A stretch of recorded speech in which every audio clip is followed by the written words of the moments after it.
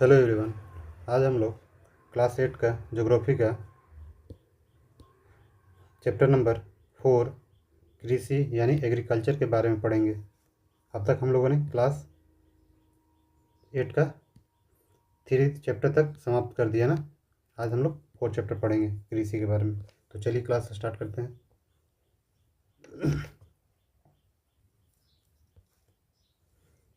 पौधे से परिकृष्ट उत्पाद तक के रूपांतरण में 3 प्रकार की आर्थिक क्रियाएं सम्मिलित हैं। कौन सी? प्राथमिक, द्वितीयक, तृतीयक क्रिया ना। मतलब पौधे से एक प्रोडक्ट बनाने तक का ये 3 क्रियाओं से गुजरती है ना। ठीक है, अब देखते हैं कौन कौन। प्राथमिक क्रिया के अंतर्गत उन सभी क्रियाओं को शामिल किया जाता है जिनका संबंध प्राकृतिक संसाधनों के उत्पादन और निष्कर्षण से है। मतलब प्राकृतिक क्रिया में कौन से है? जो प्राकृतिक संसाधनों के उत्पादन और उससे निष्कर्षण, उसको निकालने से है ना। इसमें देखिए, कृषि, मत्स्यन और संग्रहण इनके अच्छे उदाहरण हैं। कृषि भी प्रकृति से जुड़ा हुआ है, ठीक है, यानी प्राथमिक क्रिया से। मत्स्य भी ये भी है, ठीक है। अब आते हैं द्वितीय क्रिया। इन संसाधनों के प्रसंस्करण से संबंधित है, मतलब उसका थोड़ा सा मॉडिफिकेशन ना। इस्पात विनिर्माण, डबल रोटी पकाना और कपड़े बुनना इन क्रियाओं के उदाहरण, मतलब इसको मैन्युफैक्चरिंग कर रहा है ना। अब आते हैं तृतीय क्रियाएं। प्राथमिक और द्वितीय क्षेत्र को सेवा कार्य द्वारा सहयोग प्रदान करती है, ठीक है। मान के चलिए किसी खेत में यहाँ पे अनाज उगा है, अब इसको फैक्ट्री में ले जाना है पाव रोटी बनाने के लिए, यानी आटा वगैरह पहले बनाएंगे। तो क्या यहाँ से यहाँ तक यातायात का साधन ये होगा ना, यहाँ से यहाँ ट्रांसपोर्टेशन का यूज होगा। ठीक है, इस यहाँ से यहाँ दोनों के बीच में मदद कर रहा है ये, है ना। जैसे यातायात हो गया, व्यापार हो गया, बिजनेस, बैंकिंग हो गया, बीमा हो गया, विज्ञापन हो गया, तृतीय क्रियाओं के ये उदाहरण है, ठीक है। अब आते हैं कृषि एक प्राथमिक क्रिया है, ये प्रकृति पे पूरा प्राकृतिक रूप से है ना, तो इसलिए प्राथमिक क्रिया है। फसलों, फलों, सब्जियों, फूलों को उगाना और पशुधन पालना इनमें शामिल है। ये सब कृषि के अंतर्गत आता है। विश्व में 50% लोग कृषि से संबंधित क्रियाओं में संलग्न हैं, ठीक है। भारत की 2/3 जनसंख्या क्या अब तक कृषि पर निर्भर है ना, मतलब मेनली कृषि से ही काम करते हैं, ठीक है। अब ये सब देख लेते हैं। एग्रीकल्चर, एग्रीकल्चर लैटिन शब्द से बना है, एगर या एग्री से, जिसका अर्थ होता है मृदा, और कल्चर का मतलब होता है कृषि करने से, है। तो कुल मिलाकर क्या है, एग्रीकल्चर एक लैटिन शब्द से है, ठीक है, मृदा पर कृषि करने से हुआ। अब देखते हैं, अनुकूल स्थलाकृति, मृदा और जलवायु कृषि क्रियाकलाप के लिए अनिवार्य है। ये तीनों जरूरी है। वहाँ का स्थलाकृति अच्छा होना चाहिए, मृदा अच्छा होना चाहिए और जलवायु भी अच्छी होनी चाहिए, तब जाके कृषि सफल होगी। जिस भूमि पर फसलें उगाई जाती हैं कृषिगत भूमि कहलाती है। मतलब कृषिगत भूमि किसको कहेंगे? जिस पर फसल उगाई जाती है, ठीक है। देखिए यहाँ पे जो ग्रीन ग्रीन पार्ट है ना, ये कृषि वाला क्षेत्र बता रहा है, यहाँ पे कृषि ज़्यादा होता है, ठीक है। इधर तो पूरा डेजर्ट ही है, इधर भी पूरा हिमालय डेजर्ट सब है, ठीक है। ये भी ऑस्ट्रेलिया के इस तरफ पूरा डेजर्ट है, तो ये वाला इधर ज़्यादा कृषि होता है, ठीक है। अब देखिए यहाँ पे इसमें कल्चर जो है ना, agriculture, sericulture, pisciculture, viticulture, horticulture. Agriculture यानी कृषि है ना, खेती बाड़ी से कहेंगे ना। सेरिकल्चर मतलब रेशम उत्पादों को कहते हैं, ठीक है। और पीसीकल्चर मछली पालन को, विटीकल्चर अंगूर की खेती को कहेंगे, ठीक है। हॉर्टिकल्चर उद्यान या बागवानी के लिए, ठीक है।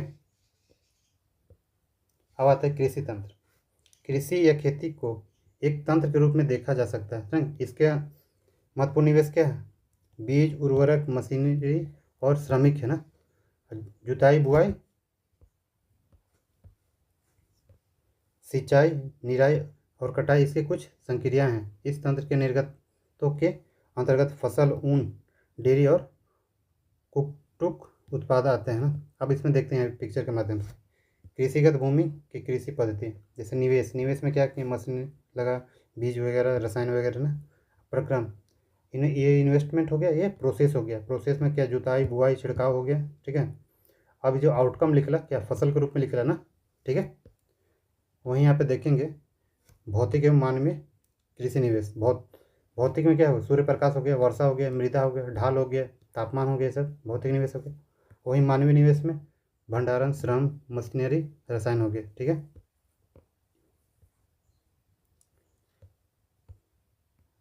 कृषि के प्रकार देखते हैं। तो मेनली कृषि के प्रकार क्या है? निर्वाह कृषि और वाणिज्यिक कृषि ना। ठीक है, अब भौगोलिक दशा को देखिए, उत्पादक क्या की मांग है, श्रम और प्रौद्योगिकी के स्तर के आधार पर कृषि को दो मुख्य भागों में प्रकारों से बांटा गया ना, जैसे निर्वाह कृषि और वाणिज्यिक कृषि। थोड़ा ये देख लेते हैं जैविक कृषि क्या है। तो जैविक कृषि देखिए, इस प्रकार की कृषि में रासायनिक खादों के स्थान पर जैविक खाद, मतलब गोबर खाद हो गया, खरपतवार का जो होगा ना, प्राकृतिक कीटकनाशी, ठीक है, उपयोग किया जाता है। कोई भी केमिकल यूज नहीं किया जाता है, ठीक है, सब नेचुरल होता है ना। फसलों का उत्पादन बढ़ाने के लिए कोई आनुवांशिक रूपांतरण नहीं किया जाता है, मतलब जो प्रकृति में दिया है उसी को करते हैं ना। अब आता है निर्वाह कृषि। निर्वाह मतलब एक जीने खाने के लिए ना। देखिए, इस प्रकार की कृषि कृषक परिवार की आवश्यकताओं को पूरा करने के लिए की जाती है, मतलब अपना जीवन जीने के लिए कृषि करता है। पारंपरिक रूप से कम उपज प्राप्त करने के लिए निम्न स्तरीय प्रौद्योगिकी और पारिवारिक श्रम का उपयोग किया जाता है। निर्वाह कृषि को पुनः गहन कृषि और आदिम निर्वाह कृषि में वर्गीकृत किया जा सकता है। तो इसमें देख, तो पहले क्या पारंपरिक रूप से करते थे, जिसमें क्या निम्न स्तरीय प्रौद्योगिकी टेक्नोलॉजी के यूज, पारिवारिक श्रम मतलब अपने ही घर के लोग उपयोग करते थे ना। अब निर्वाह कृषि को दो भागों में, गहन कृषि जहाँ पे ज़्यादा मात्रा में अनाज उगता है, और आदिम निर्वाह कृषि मतलब पुराने तरीके से कृषि करने का पद्धति हो गया। ठीक है, गहन निर्वाह कृषि में क्या है, किसान छोटे भूखंड पर साधारण औजारों और अधिक श्रम से खेती करते हैं। अधिक धूप वाले दिनों में युक्त जलवायु और उर्वरक मृदा वाले खेत में एक वर्ष में एक से अधिक फसलें उगाई जा सकती है ना, जिसमें चावल मुख्य फसल होती है। अन्य फसलों में गेहूँ, मक्का, दलहन, तिलहन शामिल है।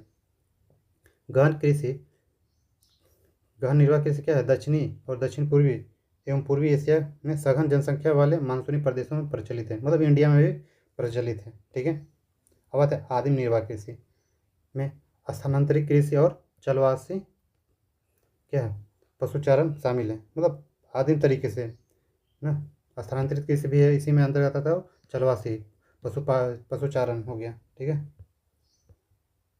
अब उसके अंदर देखिए स्थानांतरित कृषि क्या है, हम लोग पढ़े थे ना अमेजन बेसिन में, कैसे वहाँ पहले जंगल काटता था, उसके बाद उसको साफ करके जला उला कर उसके बाद वहाँ पे खेती करता था ना, जिसको कर्तन एवं दहन भी बोलते थे ना। ठीक है, उष्णकटिबंधीय अफ्रीका, दक्षिण पूर्वी एशिया, उत्तर पूर्वी भारत के भागों में प्रचलित है। ये भारी वर्षा और वनस्पति के तीव्र पुनर्जनन वाले क्षेत्र हैं। वृक्षों को काट कर जलाकर भूखंड को साफ किया जाता है, तब राख को मृदा में मिलाया जाता है, मतलब उसको एक खाद के रूप में यूज हो जाता है राख का ना। तथा मक्का, रतालू, आलू और कसावा जैसे फसलों को उगाया जाता है। भूमि की उर्वरता की समाप्ति के बाद वह भूमि छोड़ दी जाती है और कृषक नए भूखंड पर चला जाता है। फिर यही प्रोसेस करते हैं ना, कि जंगल को काटेंगे, फिर जलाएंगे, उसको बाद जोतेंगे, उसके बाद बुआई वगैरह करेंगे। ठीक है, तो इस प्रक्रिया को क्या कर्तन एवं दहन से भी नाम से भी जानते हैं ना। ठीक है, वहीं देखिए स्थानांतरित कृषि के विश्व में अलग अलग जगहों पे अलग अलग नाम से जाना जाता है, जैसे झूमिंग उत्तर पूर्वी भारत ना, नॉर्थ ईस्ट इंडिया में ना, मिल्फा मैक्सिको, रोका ब्राज़ील, लदांग मलेशिया। ठीक है, इंडिया में और कई कई जगह अलग अलग नामों से जानते हैं ना। झूम कृषि होगी ना। आते हैं अब चलवासी पशुचारण। ठीक है, इसमें बेसिकली पशु को पालते रहते हैं ना, यहाँ से यहाँ, आज यहाँ पे घास है तो यहाँ पे चराएगा, फिर यहाँ पे लेकर चला जाएगा, फिर यहाँ उगेगा, फिर ऐसे आते रहेगा, आसपास पूरा घूमते रहता है। सहारा के अर्ध शुष्क और शुष्क प्रदेशों में, मध्य एशिया और भारत के कुछ भागों जैसे राजस्थान तथा जम्मू कश्मीर में प्रचलित है ना। ठीक है, इस प्रकार की कृषि में पशुचारक अपने पशुओं के साथ चारे और पानी के लिए एक स्थान से दूसरे स्थान पर निश्चित मार्ग से घूमते हैं। ठीक है, इस प्रकार की गतिविधि जलवायु बाधाओं और भूभाग की प्रतिक्रिया स्वरूप उत्पन्न होती है। ठीक है, पशुचारक मुख्यतः भेड़, ऊँट, मवेशी, याक और बकरियाँ पालते हैं। ये पशुचारकों और उनके परिवार के लिए दूध, मांस, ऊन, खाल और अन्य उत्पादक उपलब्ध कराते हैं। मतलब एक एरिया हो गया। ठीक है, मान के चलिए हिमालय वाला क्षेत्र हो, जम्मू कश्मीर, जब पूरे भारत में सर्द पड़ती है तो यहाँ पर बर्फ़ बहुत भयंकर सर्द होता है ना, तो ये उस टाइम क्या नीचे आ जाते हैं, पहाड़ी से नीचे आते हैं, मैदानी इलाकों में चढ़ आने लगते हैं। जैसे इधर गर्मी होने लगता है, ऊपर का बर्फ़ पिघल के वहाँ पे घास वगैरह जमने लगता है तो फिर वापस ऊपर जाते हैं। तो ये प्रक्रिया लोग करते रहते हैं ना। ये क्या है, चलवासी पशुचारण का उदाहरण है ना। ठीक है, अब आते हैं वाणिज्यिक कृषि ना, कमर्शियल एग्रीकल्चर। वाणिज्यिक कृषि में फसल उत्पादन और पशुपालन बाजार में विक्रय हेतु किया जाता है, मतलब बिजनेस करने के लिए किया जाता है। ठीक है, मान के चलिए कोई फसल उगाया, गेहूँ उगाया, तो उस गेहूँ को बेचने पर्पज से करेगा। ठीक है, अगर मान के चलिए डेयरी में दूध उगाया, दूध उत्पादन कर रहा है, तो वो मार्केट में बेचेगा। ठीक है, इसमें विस्तृत कृषि क्षेत्र और अधिक पूंजी उपयोग किया जाता है, मतलब इन्वेस्टमेंट ज़्यादा लगेगा ना। अधिकांश कार्य मशीनों द्वारा की जाती है। वाणिज्यिक कृषि में वाणिज्यिक अनाज कृषि, मिश्रित कृषि और रोपण कृषि शामिल है ना। इसी मिश्रित कृषि में पशुपालन, डेयरी वगैरह हो जाता है ना। देखिए, वाणिज्यिक अनाज कृषि में क्या होता है, तो ये वाणिज्यिक उद्देश्य से उगाए जाते हैं। इसमें जैसे गेहूँ हो गया, मक्का हो गया, ये सामान्य रूप से उगाई जाने वाली फसलें हैं। ठीक है, चावल भी इसी में आ जाता है ना, चावल का भी तो होता है ना। जैसे उत्तरी अमेरिका, यूरोप, एशिया, शीतोष्ण घास के मैदान वाणिज्यिक अनाज कृषि के प्रमुख क्षेत्र है ना। ठीक है, ये कम क्षेत्र में क्या है, बहुत ज़्यादा उत्पादन करता है ना। ठीक है, इसमें टेक्नोलॉजी का ज़्यादा यूज होता है। ओके, अब आता है मिश्रित कृषि। मिश्रित कृषि में खेती के साथ साथ क्या भी होता है, हम लोग पशुपालन भी करते हैं ना, चारे भी उगाते हैं। जैसे यूरोप, पूर्वी यूएसए ना, अर्जेंटीना, उत्तर पूर्वी ऑस्ट्रेलिया, न्यूजीलैंड, दक्षिण अफ्रीका में प्रचलित है। ठीक है, अब आगे देखते हैं रोपण कृषि। रोपण ना वाणिज्यिक कृषि का एक प्रकार है। यहाँ पर चाय बागवानी करते हैं ना, कहवा प्लांटेशन ना, इसको बोलते हैं। चाय, कहवा, काजू, रबड़, केला अथवा कपास की एकल फसल उगाई जाती है। ठीक है, इसमें क्या है, बड़े पैमाने पर श्रम और पूंजी की आवश्यकता है। तो मान के चलिए चाय बहुत बड़े एरिया में, कईयों एकड़ में चाय का बागान लगा, वहाँ पे पूंजी लगाया, उसके बाद तो उसके लिए सस्ते दर पर श्रम भी चाहिए ना। ठीक है, उसके बाद क्या है, उत्पादन के प्रसंस्करण खेतों पर ही या निकट के कारखानों में किया जा सकता है ना। इस प्रकार इस कृषि में परिवहन जाल के विकास की अनिवार्यता होती है ना। मान के चलिए यहाँ पे बागान है, इस पे चाय का बागान है, यहाँ से चाय उत्पादन हो रहा है, पत्तियाँ तोड़कर आसपास के एरिया में जो कारखाना होगा या जहाँ पे वेयर हाउस होगा वहाँ पहुँचाया जाएगा ना। तो यहाँ पे ट्रांसपोर्टेशन का भी महत्वपूर्ण रोल होता है। रोपण कृषि के मुख्य क्षेत्र विश्व के उष्णकटिबंधीय प्रदेशों में पाए जाते हैं। जैसे मलेशिया में रबड़, ब्राज़ील में कहवा, भारत और श्रीलंका में चाय, इसके कुछ उदाहरण है ना। मुख्य फसलें, बढ़ती हुई जनसंख्या में देखिए आवश्यकता है पूरा करने के लिए विभिन्न प्रकार की फसलें उगाई जाती है ना। जैसे इसमें गेहूँ हो गया, चावल हो गया, मक्का हो गया, बाजरा हो गया। ठीक है, जूट, कपास, मतलब हर तरह से, मतलब खाने के लिए, पहनने के लिए ना, जूट हो गया, कपास हो गया, पीने के लिए अलग हो गया। ठीक है, चावल, देखिए चावल विश्व का मुख्य खाद्यान्न फसल है। ठीक है, यह उष्णकटिबंधीय और उपोष्णकटिबंधीय प्रदेशों का मुख्य आहार है। ठीक है, चावल के लिए उच्च तापमान, अधिक आर्द्रता एवं वर्षा की आवश्यकता होती है। देखते भारत में क्या, मानसून जब बारिश होता है तब चावल की खेती करते हैं ना। यह फसल चीका युक्त जलोढ़ मृदा, जिसमें जल रोकने की क्षमता हो ना, सर्वोत्तम ढंग से बढ़ती है, जिसमें पानी जमा होता है। पानी अगर रहेगा तो चावल अच्छा से वृद्धि होगा ना। चीन चावल उत्पादन में अग्रणी है, भारत भी है ना। चीन के बाद भारत हो गया, जापान हो गया, श्रीलंका हो गया, मिस्र हो गया। ठीक है, अनुकूल जलवायु दशाओं जैसे पश्चिम बंगाल, बांग्लादेश में एक वर्ष में 2 से 3 फसलें उगाई जाती हैं। पूरे भारत में लगभग एक बार फसल। वहीं भारत के पश्चिम बंगाल और कुछ कुछ एरिया में क्या है, वर्ष में 2 से 3 फसलें उगाई जाती है चावल की। ठीक है, अब बताइए गेहूँ। गेहूँ वर्धन काल में मध्य तापमान और वर्षा और शस्य कर्तन यानी फसल की कटाई के समय तेज धूप की आवश्यकता होती है। देखते हैं मध्यम वर्षा, मतलब जाड़े के दिन में इसको रोपते हैं। और क्या है, कब काटते हैं, जब धूप उगने लगता है, मतलब फरवरी के आसपास, फरवरी मार्च में इसको कटाई स्टार्ट हो जाता है। ठीक है, विकास सुअप वाहित क्या दोमट मृदा में सर्वोत्तम ढंग से होता है। गेहूँ क्या यूएसए, कनाडा, अर्जेंटीना, रूस, यूक्रेन, ऑस्ट्रेलिया, भारत में विस्तृत रूप से उगाया जाता है। ठीक है, भारत में शीत ऋतु में उगाए, बोले ना ठंड के दिन में इसको रोपेंगे और मार्च आते आते इसका कटाई स्टार्ट हो जाता है, मार्च या अप्रैल जब। अब आता है मिलेट यानी मोटे अनाज। इसमें मोटे अनाज में क्या क्या होता है, बाजरा हो गया, मकई हो गई, ये सब आ गया इसके अंदर करना। ऐसे फसलें क्या जिसमें कम वर्षा, उच्च से मध्यम तापमान ना, पर्याप्त क्या सूर्य प्रकाश की आवश्यकता होती है। ठीक है, ये बलुई मिट्टी में भी आराम से उग जाती है ना, कम उपजाऊ मिट्टी में भी उगती हैं। जैसे ज्वार हो गया, बाजरा हो गया, रागी हो गया, भारत में उगाए जाते हैं ना। नाइजीरिया, चीन और नाइजर में इसके क्या है अन्य उत्पादक देश हैं। ठीक है, अब आते हैं मक्का। तो ये मोटे अनाज में आ जाता है ना, मध्यम तापमान, वर्षा और अधिक धूप की आवश्यकता होती है। ठीक है, कम मतलब उपजाऊ मिट्टी में भी ये हो जाती है। क्या देखिए, उत्तर अमेरिका हो गया, ब्राज़ील हो गया, चीन, रूस, कनाडा, भारत, मैक्सिको में भी उगाई जाती है ना। अब आते हैं कपास। इसकी वृद्धि के लिए उच्च तापमान, हल्की वर्षा और 200 से अधिक 200 क्या 210 पाला रहित दिन ना, तेज चमकीली धूप की आवश्यकता होती है। यह काली और जलोढ़ मृदा में सर्वोत्तम उगती है ना, मतलब इसके लिए अच्छा होता है ना, जलोढ़ मिट्टी या काली मिट्टी। काली मिट्टी तो फेमस है कपास के लिए। ठीक है, चीन, यूएसए, उसके बाद क्या है और भारत, पाकिस्तान, ब्राज़ील और मिस्र कपास के अग्रणी उत्पादक है ना। यह सूती वस्त्र उद्योग के लिए एक महत्वपूर्ण कच्चा माल है। अब आते हैं पटसन। पटसन को क्या कहा जाता है, सुनहरा रेशा, गोल्डन फाइबर ना। यह जलोढ़ मिट्टी में क्या है अच्छे ढंग से विकसित होता है।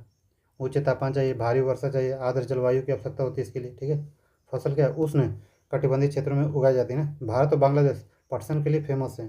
ठीक है, कॉफ़ी क्या है गर्म और आर्द्र जलवायु और क्या है सुअपवाहित दोमट मिट्टी की आवश्यकता होती है। और ये क्या रोपनी कृषि के अंतर्गत आता है ना। इस फसल की वृद्धि के लिए पर्वतीय ढाल अधिक उपयुक्त होती है। पर्वतीय ढाल पे इस तरह पे लगाया जाता है। ब्राज़ील कॉफ़ी का अग्रणी उत्पादक है। ठीक है, ब्राज़ील कॉफ़ी के लिए फेमस है ना। इसके पश्चात कोलंबिया हो गया, भारत हो गया कॉफ़ी के लिए फेमस। ठीक है, अब आते हैं चाय। ये बागान में उगाए जाने वाली एक फसल है। ठीक है, इसकी कोमल पत्तियों को वृद्धि के लिए ठंडी जलवायु और वर्ष भर सम वितरित उच्च वर्षा की आवश्यकता होती है। इसको भी ढाल में ही लगाते हैं, वो क्या होते हैं प्लांटेशन का करते हैं ना। और दोमट मिट्टी होता है वहाँ पे हमेशा बारिश होता है कि पानी जमा नहीं और बारिश भी मिले और पानी ढल जाए। ठीक है, पत्ती एकदम कोमल पत्ती चुन कर उसके बाद क्या करते हैं, इसके लिए अधिक श्रमिकों का आवश्यकता होती है। बड़े एरिया में हमको तो सस्ता ज़मीन चाहिए, उसके बाद सस्ता लेबर भी चाहिए, तब जाके इस खेती को सक्सेसफुल बनाते हैं। ठीक है, अब आते हैं कृषि का विकास पढ़ेंगे। कृषि का संबंध बढ़ती जनसंख्या की बढ़ती मांग को पूरा करने के लिए कृषि का उत्पादन को बढ़ाने की दिशा में किए जाने वाले प्रयासों से है। मान के चलिए जनसंख्या बढ़ रही है, उसकी डिमांड भी बढ़ रही है, तो कृषि में उत्पादन भी तो बढ़ाना चाहिए ना, वरना क्या भुखमरी हो सकता है। ये कई तरीकों से प्राप्त किया जा सकता है, जैसे बोए के क्षेत्र में विस्तार करके बोई जाने वाली फसलों की संख्या बढ़ाकर, सिंचाई सुविधाओं में सुधार करके, उर्वरक और उच्च उपज देने वाले बीजों का प्रयोग द्वारा ना, इस द्वारा हम लोग क्या डिमांड को पूरा कर सकते हैं। कृषि की मशीनीकरण भी कृषि के विकास का एक अन्य पहलू है। मान के चलिए पहले जो हल बैल से जोतता था खेत, आज ट्रैक्टर से जोतेगा तो क्या है समय बचेगा। ठीक है, ज़्यादा एरिया में जोतेगा तो क्या उससे कृषि का विकास ही होगा ना। कृषि के विकास का चरम लक्ष्य क्या है, खाद्य सुरक्षा को बढ़ावा देना। ठीक है, खाद्य सुरक्षा तभी बनी रहती है जब सभी व्यक्तियों को क्रियाशील और स्वस्थ जीवन जीने के लिए आहार की आवश्यकता और प्राथमिकता के आधार पर हर समय पर्याप्त, सुरक्षित और पौष्टिक खाद्य पदार्थ की सुविधा उपलब्ध हो, तब जाके खाद्य सुरक्षा एक चैन बने रहता है ना। मान के चलिए खाद्य सुरक्षा के नाम पे ढेर सारा खाद्य स्टोर कर लिया लेकिन किसी को मिल नहीं रहा, तो खाद्य सुरक्षा कोई काम कर नहीं। कृषि का विकास विश्व के विभिन्न भागों में विभिन्न गतियों से हुआ है।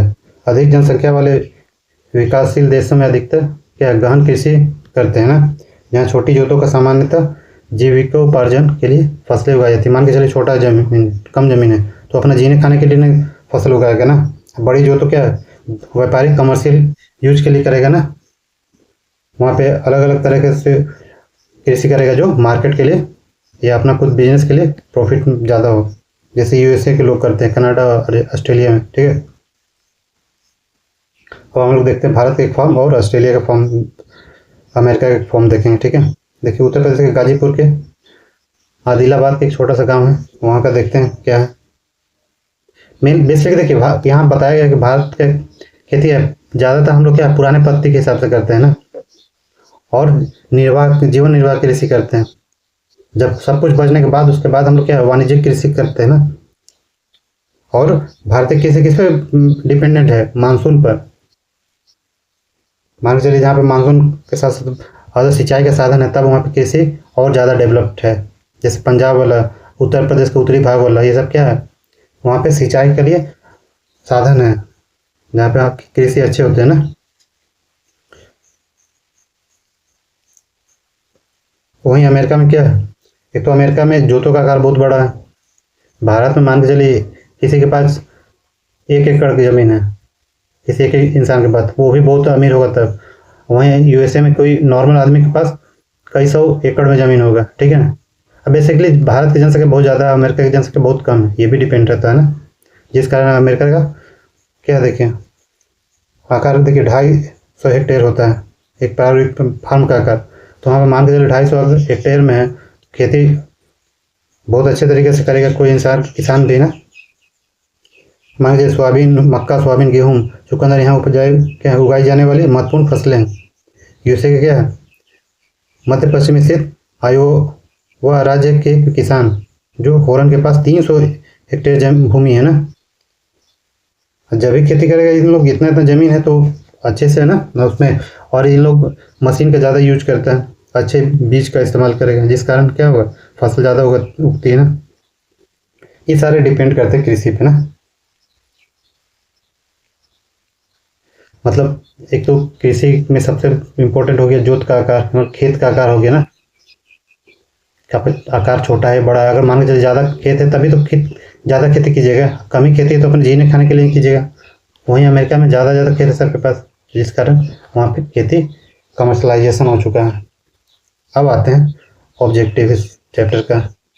उद्यान कृषि का अर्थ क्या है? फलों और सब्जियों को उगाना। ठीक है। सुनहरा रेशा किसे कहते हैं? पर्सन को। कॉफ़ी का प्रमुख उत्पादक ब्राज़ील है। ठीक है।